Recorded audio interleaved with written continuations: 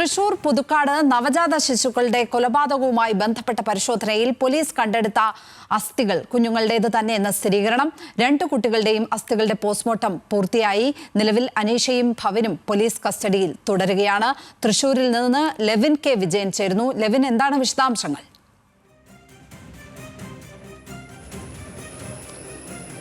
ലക്ഷ്മി, ദിവസങ്ങൾ നീണ്ട പോസ്റ്റ്മോർട്ടത്തിനൊടുവിലാണ് ഈ കൊല്ലപ്പെട്ട 2 കുട്ടികളുടെയും മൃതദേഹങ്ങൾ അവശിഷ്ടങ്ങളിൽ നിന്ന് ലഭിച്ചിട്ടുള്ള അസ്ഥികൾ ഈ കുട്ടികളുടേത് തന്നെയാണെന്ന് സ്ഥിരീകരിക്കുന്നത്. 2 കുഞ്ഞുങ്ങളുടേതാണ് ലഭിച്ചിട്ടുള്ള അസ്ഥികളെന്ന് forensic surgeon doctor KS Unmesh നടത്തിയ പോസ്റ്റ്മോർട്ടത്തിലാണ് വ്യക്തമായിട്ടുള്ളത്. പുതുക്കാട് 29-ാം തീയതിയാണ്, കഴിഞ്ഞ മാസം 29-ാം തീയതിയാണ് പുതുക്കാട്ട് ഈ കേസുമായി ബന്ധപ്പെട്ടുകൊണ്ട് വെള്ളിക്കുളങ്ങരയിലെ അനീഷയുടെ വീട്ടിൽ നിന്നും പുതുക്കാട്ട് ആമ്പല്ലൂരുള്ള ഭവിൻ്റെ വീട്ടിൽ നിന്നും അവിടെ നടത്തിയ പരിശോധനയിൽ 2 കുട്ടികളുടേതായിട്ടുള്ള അസ്ഥികൾ കണ്ടെത്തുന്നത്.